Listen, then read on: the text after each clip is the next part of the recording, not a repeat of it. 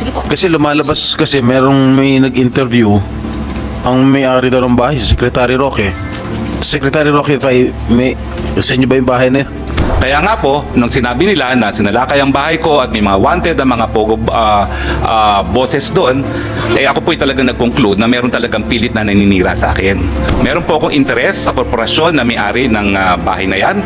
In fact, in the near future, I am concluding a transaction na kukunin ko yung buong korporasyon. I don't need to argue with you about Opo, that, attorney. pero But you ang don't need sinasabi to, ko lang excuse me, sandali po.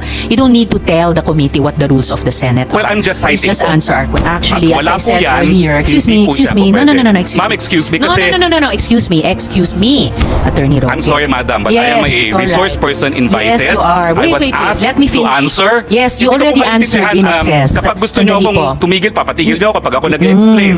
Yes. I thought we were engaged in the search for the truth. Be reminded to respect the chairperson. I'm very respectful, Madam Chair. Paano respectful na nagsasalita siya, sinasabayan mo siya? I apologize, Senator Gatchalian. One more, I and apologize. I will cite you in contempt. Mo naman sabayan siya, nagsasalita siya, siya ang chairperson. Kakapasok lang na balita. Grabe, nagalit ang Senado kay Harry Roque. Matapos kasi maaresto ang dalawang Pogo mastermind, nahuli pa nila mismo sa loob ng bahay niya. Babala ni Senator Win Gatchalian, papakulong si Roque ng Senado. Matapos maging mainit ang kanilang sagutan, sinagot-sagot niya kasi si Senator Risa Hontiveros na wag daw idawit sa Pogo Boss ang kanyang bahay. Ayon kay Attorney Harry Roque, wala siya kinalaman sa dalawang Pogo Boss na inaresto di umano nilang mga Chinese.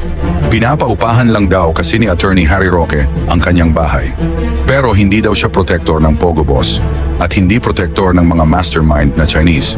Pero sa huli, umamin siya may interest na bilhin ang Chinese na kumpanya. Kung saan, para mo na rin sinabi, magiging Pogo Boss ka na ng mga mastermind. Kasi, Sige po. kasi lumalabas kasi may nag-interview ang may-ari daw ng bahay, si Secretary Roque. Secretary Roque, sa inyo ba yung bahay na yun? Well, Attorney una Roque. po, magandang umaga po kay Senate President Pro Tempore, kay Madam Chairperson Senator Ontiveros, and kay Senator Gatchalian, sa lahat ng mga bisita rito. Now, ang bahay po na tinutukoy nyo sa Tuba Benguet ay rehistrado sa isang korporasyon. Tiniran ko po yan nung ako po umalis ng gobyerno, and I do have an interest in the corporation that owns it. No? Pero, wala po sa akin ang possession ng bahay na yan. Dahil as of January of 2024, yan po ay pinaupahan ng korporasyon, at ang umuupa po ay isang Wang Yun na isang Chinese national na siya po ay pumirma sa contract of lease ay require siya na magpakita ng alien certificate of registration at lumalabas po na siya ay holder ng isang 9G working visa, meaning she has a right to be in the Philippines. So ang rehistradong lessee po dyan, at yan ay rehistrado rin sa Homeowners Association ng subdivision para sila ay makapasok, ay itong babae na isang Wan Yun. Kaya nga po, nung sinabi nila na sinalakay ang bahay ko at may mga wanted na mga pogo bosses doon, ako po'y talagang nag-conclude na meron talagang pilit na naninira sa akin. Gaya nung naunang release na ng PAGCOR na ako daw ay naglakad para sa lisensya ng isang illegal na pogo, at matapos naman marinig ang testimonya ni Chairman Altenco, wala naman pong ganong sinabi. Attorney Roque, wag muna po tayo dumako sa ibang issue. Focus muna tayo sa tanong ni SP Pro Temp na may tanong din ako. Mamaya, dadako po tayo sa ibang mga issue pati yung nabanggit nyo. So let's please focus. Okay, so meron po akong interest sa korporasyon na may-ari ng bahay na yan. In fact, in the near future, I am concluding a transaction na kukunin ko yung buong korporasyon na may-ari ng bahay na yan. Now, pero ang ina-emphasize ko po, regardless of the ownership, there is a contract of lease which is duly notarized and which I will submit before this honorable body, which means na ang possession po dyan is in the hands of Ms. Wan Yu, who is a legal resident of the Philippines with an alien certificate of registration and in possession of a 9G working visa. Ang gusto ko nga pong malaman, kung nakita nila dun sa bahay na yon, yung tao na hinahanap nila na allegedly may tie sa banban. Dahil kung di naman po ako nagkakamali, at again, as part of due diligence, yung isang lalaking nahuli dyan is the partner of the lessee, no? Hindi ko naman po tinatanggi na may interest talaga ako dyan sa korporasyon na yan, albeit not 100% as of yet, pero magiging 100% na po yan. Now, yun nga po, yung lalaki, ang alam ko is the partner of Wan Yun, and alam niyo po, hanggang ngayon meron akong katiwala doon. Kasi nga po, nais ko masigurado na yung lessee will only use the premises for residential purposes, no? Dahil nung ako po ay nasa gobyerno pa, may mga nagrereklamo sa mga villages gaya ng multinational village na ginagawang pogo at 70 people at a time ang nasa residential homes. So nagtalaga pa ako ng caretaker para masigurado na wala pong ganyan, at ang caretaker's report naman ay talagang hanggang 3 tao lang ang nakatira ron. Ang question po is, yun nga po, kung yung lalaking nahuli ay siyang merong tie sa Banban, at dahil ang alam ko po, nag-due diligence din naman kami kung sino yung lalaking yon, partner yon nung aking lessee, but gentleman of leisure po yun eh. Ang sinasabi nung aking katiwala, hindi naman umaalis ng bahay, golf lang ng golf kasi may golf course po dyan, at nang tinanong namin minsan ano ba ang trabaho niya, sabi niya he is a digital nomad, no? Cryptocurrency, no? So nais ko po makita talaga kung ano yung ebidensya na yung lalaking yon ay involved sa Banban, dahil kung hindi naman po, talagang meron pong concerted effort na ilinga ko dito sa mga pogo, no? Na akin namang itinatanggi po. Maraming salamat po. Salamat, Attorney Roque and SP Pro Temp. But follow up lang, Attorney Roque, sabi niyo korporasyon ang may-ari ng bahay na ni-raid at natagpuan ng 2 foreign nationals na associated ng PAOK sa Bamban at nasa custody ngayon ng BI. Sabi nyo sa ano yan, sa korporasyon. But you also, nung nagsalita kayo kanina, you also referred to it as bahay ko. Well, I do not deny po na I have an interest in the corporation. Hindi ko po dinideny yun. In fact, Aling korporasyon po iyan? ang pangalan po ata is PH2, hindi ko maalala, no? PH2. PH2. Pero wait a minute, dapat maalala nyo po, Well, you intend to mahaba po yung pangalan. procure 100% ownership. Anyway, of it. maya-maya po, PH2. darating po What yung... does PH2 stand for? Well, ano po yan eh, that's the location of the address of the house. Okay, anyway, maya-maya PH2, po, why, what's the whole address parang of the phase house? 2, black number, gano'n. Okay, no? phase 2. Pero maya-maya po, nagpakuha ko ng contract of lease para ipakita rito sa komite na ito, no? Na And sa ngayon po, kayo ang majority shareholder ng PH2. sa ngayon po hindi. Hindi. Pero Anong kami po percentage po ng ownership nyo? Ay, nako, nominal lang po ako ngayon, no? Nominal. 10%, 20%? Well, ngayon po lumalabas, ano lang ako, nag-subscribe lang po ako when it was incorporated, no? At sino po yung majority shareholder sa Ang majority is another corporation PH2. po. Another What is that other corporation? It's Biancham Holdings po. ano pong pangalan? Biancham Holdings. Biancham Holdings. Holding. CHAM.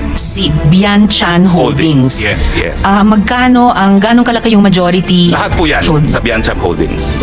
Pero wholly minority, owned. nominal kayo. Nominal. Wholly. Oo, wholly owned po yan by Biancham. Holdings. Sino pong incorporators ng Bianchan Holdings? Attorney Percival Ortega po, at yun po naalala ko si Attorney Percival Ortega. I think meron din pong attorney, hindi ko na po maalala kung sino pa yan, pero I think meron pang, well, minimum of 5 po yan eh, pero majority shareholder Alright. is Attorney Percival Ortega. Okay. So majority shareholder si Attorney Percival Ortega para sa Bianchan Holding. There's at least 1 other attorney at 3 pa Yes. for a Opo, total of opo. 5. But okay I confirm that we're in the process of buying into Biancham now. All right. And And we sabi want a nyo nga, controlling you interest. want 100% ba or controlling? We will have a controlling interest of Biancham po pag natapos na ang mga papeles. Alright. Pero nasa Homeowners Association din po kayo ng subdivision, tama po? Well, nung simula po, dahil tinirang ko po yan nung ako po yung umalis sa gobyerno nung 2019, pero nung bumalik ako sa gobyerno, hindi na po ako tumira doon, pero hanggang ngayon po, I consider myself a resident of Baguio but I stay in another house. Pero member po kayo ng HOA dun sa subdivision? Mandatory po na yung corporate owner is a member of the Homeowners Association. So, member po, dahil mandatory, member kayo ng HOA ng subdivision? Member po yung corporation that owns the house. Okay, so sinong nakapangalang representative ng Bianchan Holdings sa HOA ng subdivision? Hindi po ako sigurado, no, kung sino ngayon ang nakapangalan doon, no. But I do know that lahat po ng mga dues are being paid and the real estate taxes are being paid. Sino pong nagbabayad ng dues at real estate taxes para Well, sa ano po, Bianchan?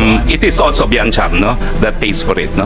But in any case, hindi ko po dinideny that, you know, that is a house that I have an interest in. I have lived in the house. Ang sinasabi ko lang po, pinaupahan po yan and possession is now with the lessee.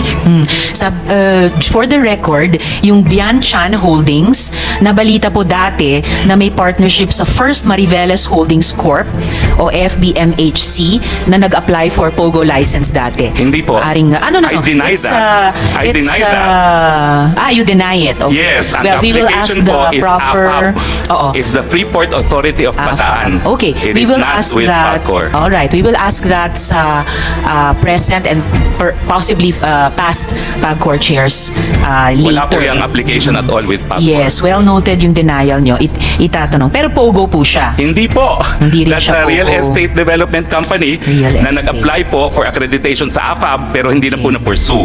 Okay, we will ask that of AFAB po. No. The chair will say who we will ask that from. We will ask that from PAGCOR, and if necessary, invite AFAB to the next hearing if necessary. Pero itatanong muna natin sa PAGCOR mamaya.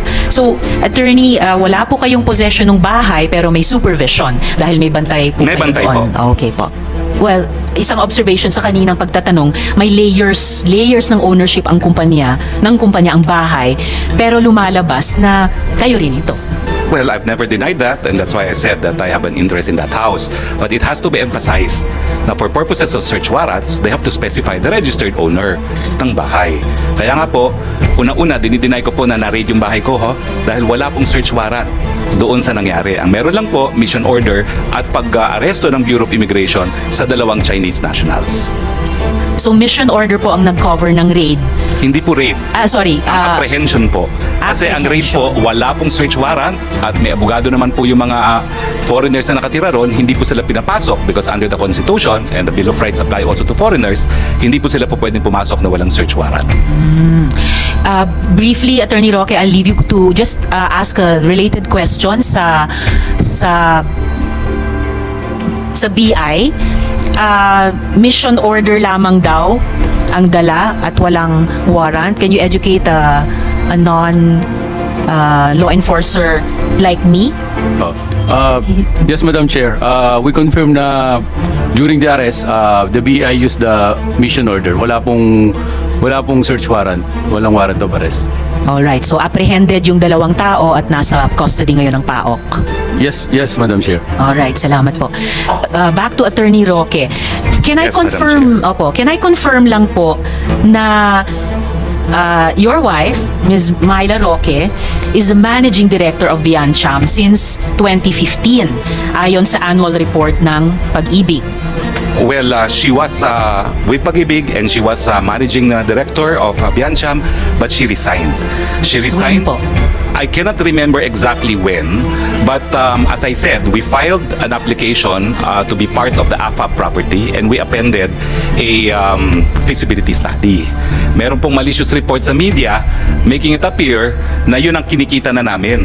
E yan po ay feasibility study. The requirement po yan ng AFAB kung kayo po ay mag-apply para maging kabahagi ng teritoryo ng AFAB. So dahil po doon, ayaw ng misis ko yung ganyang mga kontrobersiya, sabi po niya, I want out. At kaya nga po, ang nangyari po dyan, talagang nag-withdraw din kami dun sa project na yan because my wife said, I really want out. I want my privacy. No? At yan po ang dahilan kung bakit nagkaroon po ng change of ownership. At yan din po ang dahilan kung bakit recently, we are now taking moves to reclaim Biancham. No? Except that my wife really says, I want out. And that's also why we are contemplating even a separation of property para malinaw na hindi siya may involve sa aking mga business undertakings. The decision was made also because we had business reversals in a solar project kung saan dun ko po iniinganyo yung itong Whirlwind company, no? And we lost a substantial amount of money in that business transaction. Alright. Hanggang kailan managing partner yung asawa niyo sa Biancham? Sandali Kahit lang po yan because yung investment po namin dyan sa First Bataan actually, and that was the controversy, was before I became congressman. And the controversy came out when I was a newly elected congressman, and that's when she verbalized that she wanted out dahil ayaw niya. Anong taon po yun nung naging rep Siguro kayo? 2016 po ako naging rep dahil So nanalo she- po ako nung 2016 elections. So she would have been managing partner for at least 1 year from 1 year lang po 2015 to yan, hindi po 2016. nagtagal siya because she really wanted out. In fact, she wanted out of all my business transactions because gusto po niya maging pribadong individual. Alright. But gaya ng ipinakita kong Articles of Incorporation, List of Incorporators kanina kay Mr. De La Serna, may incorporators na nakalagay doon, isa rin po si Ms. Myla Roque. Yes, so that's Alright. what the document says po. Hindi po yan dinideny. So just to summarize, yung house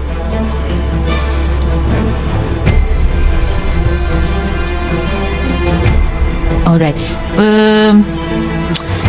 Okay, before I summarize, regarding yung pinaplano yung takeover sa Biancham, so ibig sabihin ba, bibilihin nyo yung shares ni AR? Bibili de la Serna, bibili nyo yung shares ng ibang shareholders, or kaninong shares or kani-kaninong shares ang bibili ninyo para ma-effect yung takeover? Ang share po ni R is 1 share. Ang tawag lang po dyan, qualifying. Kasi bago po naamindahan ng Corporation Code, kinakailangan meron 5 na directors at 5 incorporators. Ngayon po pwede na pong magkaroon ng one-man corporation. So kaya po yung mga nakalagay po dyan na 1 shareholder lamang, they are what is known as qualifying shares para makumpleto yung 5. Now, ang nangyari po kasi dyan is dahil we were also applying for an AFAB accreditation, and at that time sa Kongreso po nagkaring malaking issue yung pag-aari ni Congressman Florendo sa Tadeco, minabuti na rin po namin na lumabas muna doon sa investment sa Bataan. So nalugi po kami doon, pero binalik ang pera namin na wala namang bawas, na wala lang kami ng interest. So yun po ang dahilan kung bakit nagbago po yung shareholdings ng Biancham, no? Pero ngayon po, as we speak, and even before this controversy, the papers are being drawn na babalik po ako, no? I'm going to repurchase the shares and I will register it soon, no? Dahil malinaw naman ang gusto mangyari ni Mrs. basta wala siyang kinalaman doon sa mga negosyo na pinapasok ko. So magiging malinaw ko anin sa kanya, anin sa akin, at para ang isusugal ko lang, to quote her words, is yung sa akin lang at hindi niya isusugal yung sa kanya at sa pamilya.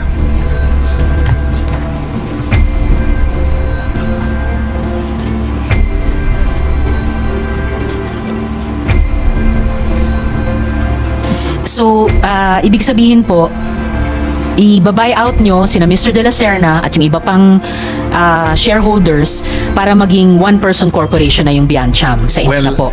Well, actually, napirmahan na po nila lahat ang mga dokumento, no, papunta sa akin. Pero hindi pa po kami nagdonotaryo kasi inaayos pa, no.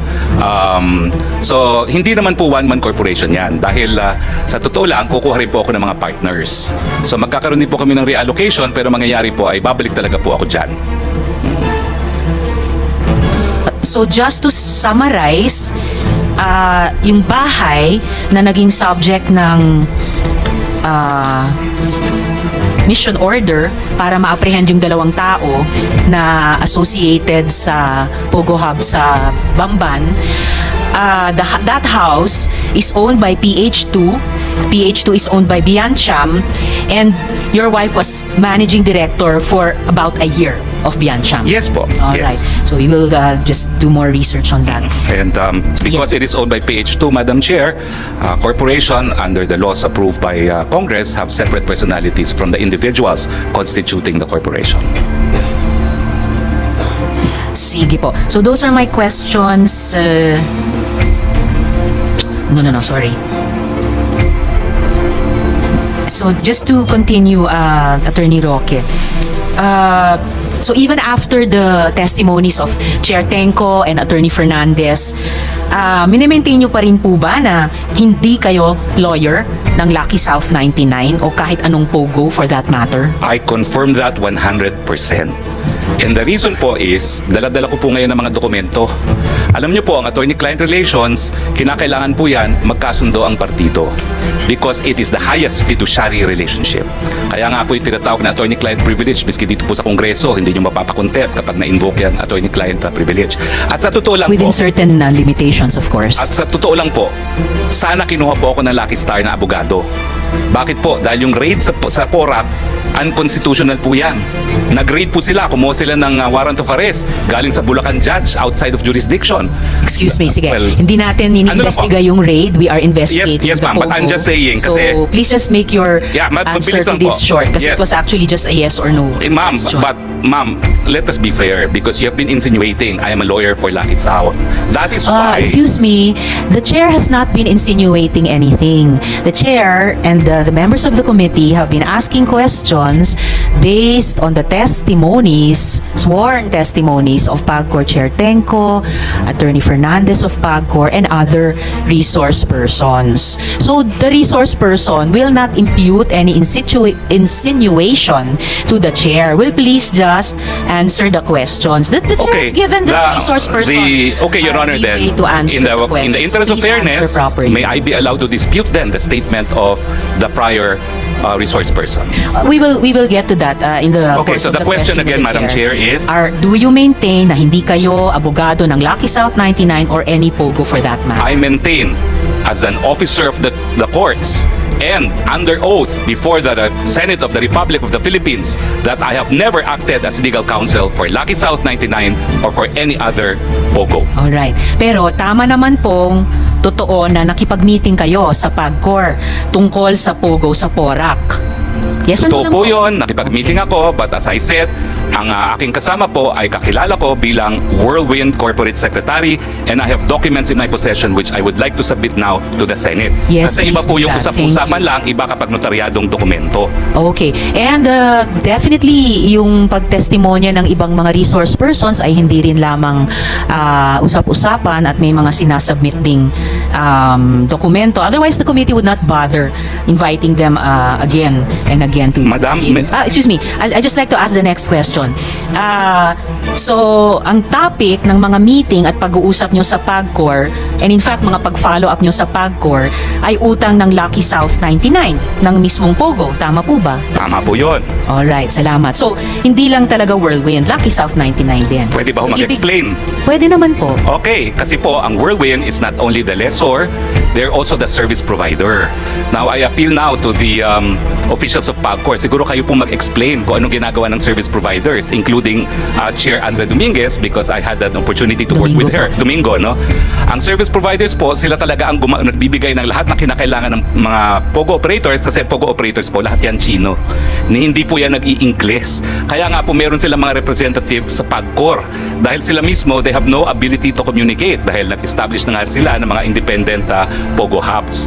So ang pagkakaintindi ko po talaga, trabaho po ng service provider na magbigay ng serbisyo sa kanilang mga kliyente. Alright, attorney, salamat. The committee will ask further questions sa PAGCOR. Balik na lang po tayo dito sa Lucky South at PAGCOR, no? Ang sabi po nyo, you did not authorize the use of your name in the organizational chart that was submitted as an official attachment by Lucky South 99 to PAGCOR. Totoo. So, kasalanan po yan ni Cassie Linong, tama ba? Hindi po. Kasalanan Hindi. po yan ng kung sinong gumawa. Sino Dahil ang wala naman gumawa? pong establishment. Gumawa po niyan, Lucky South. Yes. Dahil sila po nag-a-apply. Na si Cassie Linong ang isang ano doon. Wala po ang pa boss tayong doon. ebidensya na nagpapakita kung sino nag-submit talaga ng mga dokumento, but PAGCOR can confirm kung sino talaga nag-submit ng mga dokumentong yan. Okay, we will ask PAGCOR that again later. We asked them before. Basta ang malinaw po sa komite ay yung organizational chart na yan na may drawing, may box na legal, na nandun yung pangalan nyo, was one of the official attachments sa submissions ng Lucky South 99 sa PAGCOR. And sabi nyo nga, ang tawag nito, yung obligasyon ng POGO na Lucky Star sa PAGCOR ang pinag-uusapan ninyo sa PAGCOR. So, due diligence, bilang abogado, dun sa mga diskusyong iyon, alam nyo kung ano yung mga dokumentong sinumite, alam nyo yung mga official attachments na nakalagay doon. Did you confront Cassie Linong about this, or kinasuhan nyo ba siya na kung bakit nandun yung pangalan nyo sa organizational chart? Madam, nagagalit po kayo dahil sinasabi nyo, binibigay ko ng mga salita ang inyong bibig. Pero right now, Hindi you naman ako already assume... nagagalit. Sinasabi ko lang wag nyong gawin Oo, yun. pero ngayon po, sinabi nyo, you again insinuated that I had anything to do with the document. Ayan nga po sinasabi ko. As far as I know po... Attorney, please stop using that offensive verb insinuating. I am a very plain speaker. Okay, I'm Pwede sorry. nyo lang, it's alright. Pwede Okay. nyo lang sabihin mali yung fact na Mali po. sinasite, tinatanggi Oo. nyo yung sinabi ng ibang resource person. 4 na taon na po itong investigasyon. Halos wala na pong nag-insinuate kasi dire-diretso na po mag-usap. Okay, so please tell the committee, kinonfront nyo ba si Cassie Linong or kinasuhan nyo ba siya? Bakit nandyan yung pangalan nyo sa organization? Well, unang-una po, nalaman ko lang na nandun ang aking pangalan nung nag-hearing po last time dito na sinabi ni Chairman Altenco. Pero bilang abogado and naging professor ng constitutional law, I'm familiar with the rules of the Senate, and the Senate says that in proving facts, the rules of court apply in the suppletory character. I don't need to argue with you about Opo, that, attorney. pero But you ang don't need sinasabi to, ko lang excuse me, sandali po.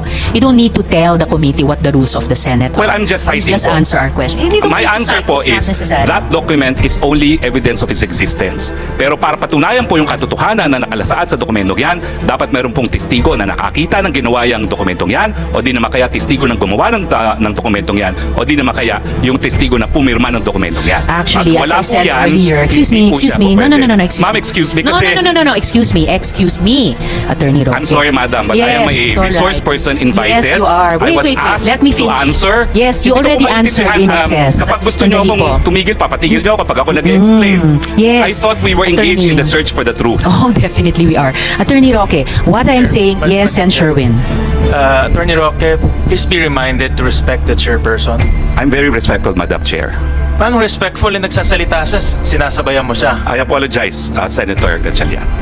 One more, I and apologize. I will cite you in contempt. And if you disrespect the chairperson, we'll be compelled to cite you in contempt. I understand and I apologize. Mo naman sabayan siya, nagsasalita siya, siya ang chairperson. Okay, Your Honor. I understand. I apologize. Salamat, Sen. Sherwin. At salamat, Attorney Roque, sa apology nyo kay Sen. Sherwin. All I'm saying is, there is no need for any resource person to cite the rules of the Senate to a Senate committee. We know that. So please just answer the questions which are being asked of each resource person at length with an embarrassment of time para masagot nyo yung mga tanong. But please stick to the topics and do not lecture a Senate committee about the rules of the Senate committee. We know that. We correct ourselves kapag lumalabag kami doon. So,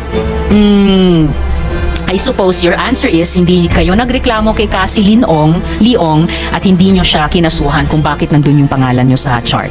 As I said, Madam, nalaman ko lang po yung pangalan ko nasa chart during the last hearing.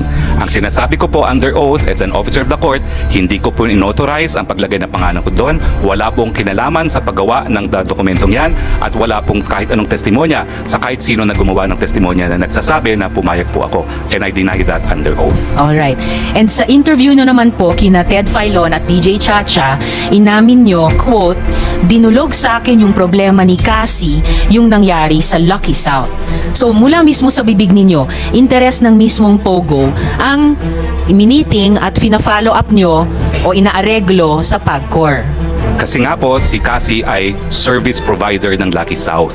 So gaya po ng sinagot din ni Dennis Cunanan, pag may problema ang Lucky South, tumatawag sila doon sa mga tao na tutulungan sila dahil hindi nga po nag-i-English yung mga yan. Okay. So but whether service provider o ano pa man, dinulog nyo yung problema ni Miss Cassie Leong at ng Lucky South na isang Pogo, dinulog nyo sa PAGCOR. Dinulog ko po Alright. dahil pinakiusapan po ako nung service provider. Dahil wala po akong kahit sinong kakilala sa Lucky South. Well, kilala nyo si Cassie Leong. Siya, Lucky South po siya. Ay hindi ko po siya kakilala as Lucky South dahil ito po mga dokumento nagpapakita na siya ay pumirma sa mga pleadings na ginawa ko nung ako po'y retain mga 2 weeks after that meeting para sa kasong ejectment.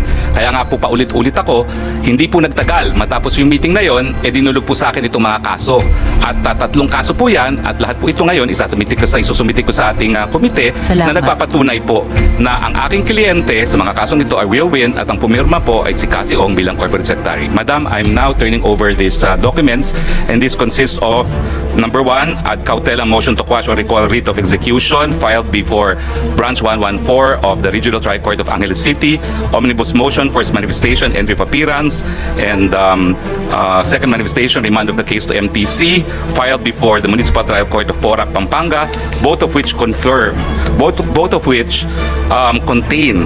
the filing with our consent by one Catherine Cassandra L. Ong, Corporate Secretary, Whirlwind Corporation. No?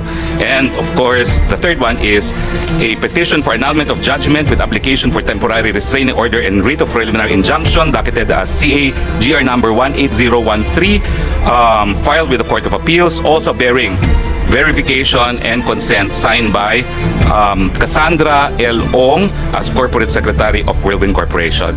Salamat, I submit Attorney. these Yes, documents to COMSEC, the paki-receive kay Attorney Corporate Roque. Secretary, Your Honor. To the Committee Secretary. Yes, thank you. Ay, to the Committee Secretary. Yes. Speaking of Cassie Leong again, in contact po ba kayo sa kanya? Baka naman pwede niyong sabihan siya na mag-show up na dito. I will advise her to show up dahil kinakailangan talaga, especially to prove kung ano talaga yung reklamo niya kay Mr. Dennis Cunanan.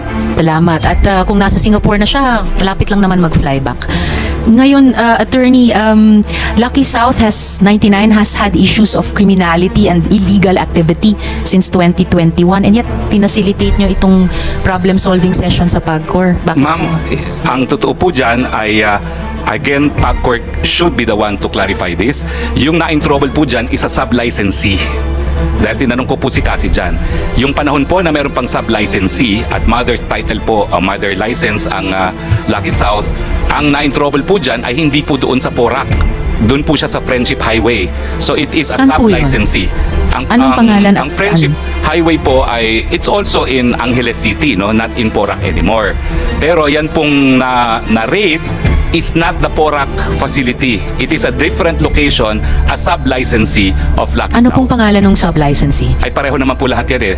And the PAGCOR officials can confirm this. So it's also Lucky South 99? Well, because ginagamit po nila yung lisensya dahil nung unang panahon, allowed po ang mga sub-licensee at nandiyan naman po ang past and present leadership ng PAGCOR. Kaya hindi po naapektuhan ang operation ng Lucky South dahil na-establish naman na hindi po yung Lucky South na nag-ooperate sa Porac ang may pagkakasala dun sa raid na yun. Well, definitely the committee will get back to the current PAGCOR chair dahil napaka-unequivocal yung pagkasabi na Lucky South 99 mismo ang may problema. Okay, so attorney,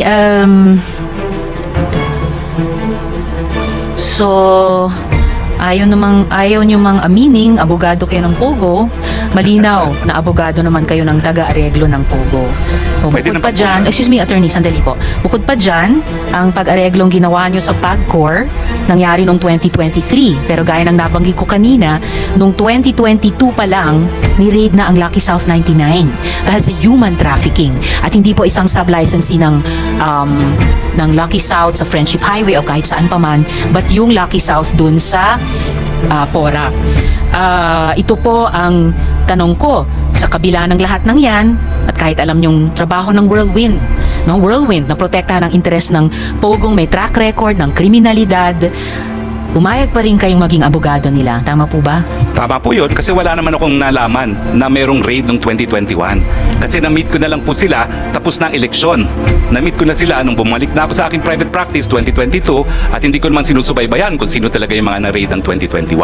At ang pagkakaalam ko po, sila ay Whirlwind kasi nga po 2 weeks after our meeting, lahat ng dokumento na pinirmahan nila kung saan nila ako retain as lawyer ay sa ngalan po ng Whirlwind. Again, fully documented po yan.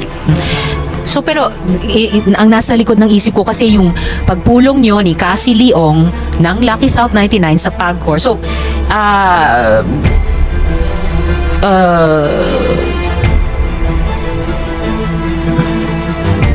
inaamin nyo po ba na ang pag-areglo nyo sa PAGCOR ay para sa Lucky South 99 at hindi para sa Whirlwind lamang? Hindi po. Ang aking tinulungan po ay Whirlwind. Kasi noong nga panahon po yan, hindi ko nga po kakilalang Whirlwind bilang isang kliyente. Kakilala ko po sila dahil iniinganyo ko sila mag-invest sa mga energy projects. So yung pagsama ko po sa kanila, well, if we go by the Supreme Court definition of attorney-client, yes, meron pong attorney-client relation, pero it was more of an accommodation. Wala po kami engagement, hindi po ako bayad doon. Nagkaroon lang kami ng engagement 2 weeks after dahil nga po dito sa ejectment case na nangyari. So kumbaga, that was part and parcel of my effort to entice them to invest into projects that I'm pushing for renewable energy dyan sa Cebu. At in a time span po of mga 1 year, talaga namang pong, well, frustrated po ako dahil hindi ko rin sila nainganyo. But ang naging suma total po, naging tutor nila ako for renewable energy. At ang desisyon nila, bago ang pangyayari ng lahat, ay sila magde-develop ng sarili nilang solar farm at magtatayo pa di umano ng isang integrated solar panel manufacturing facility. No? So medyo nainis po talaga ako doon dahil nga ang dami kong oras na ginugol, pero pampalubag loob, ang sabi naman ng Whirlwind, bibigyan ka namin ng shares, founder shares, dahil ikaw ang tutor namin dito sa negosyong ito. Salamat, attorney. Yun lang yung mga tanong ko sa inyo ngayong araw. But please stay because I'm sure my colleagues will have questions for you. Salamat din po, and again, I apologize. Alam nyo na po, init ng damdamin. Kasi kung makikita nyo po yung release ng PAGCOR, abay ako dahil naglabi para sa illegal na logo. Hindi naman po yun ang sinabi ni Altenco. I appreciate it, Mr. Altenco. Pero dapat naman po, call your attention of your PR department na nag-issue ng press release. Kasi yung hindi nila pong pinangalanan kung sino yon, parang showbiz, talaga pong sinabi nila na mayroong ex-cabinet member na nag-intercede para sa lisensya sa isang illegal pogo. Eh hindi naman po talaga yung pangyari. And I appreciate that you said the truth before this committee. Ngayon, ikaw, bilang Pilipino, ano ang masasabi mo at reaksyon sa balitang ito? Mag-iwang ka ng komento sa ibaba at atin pong babasahin isa-isa.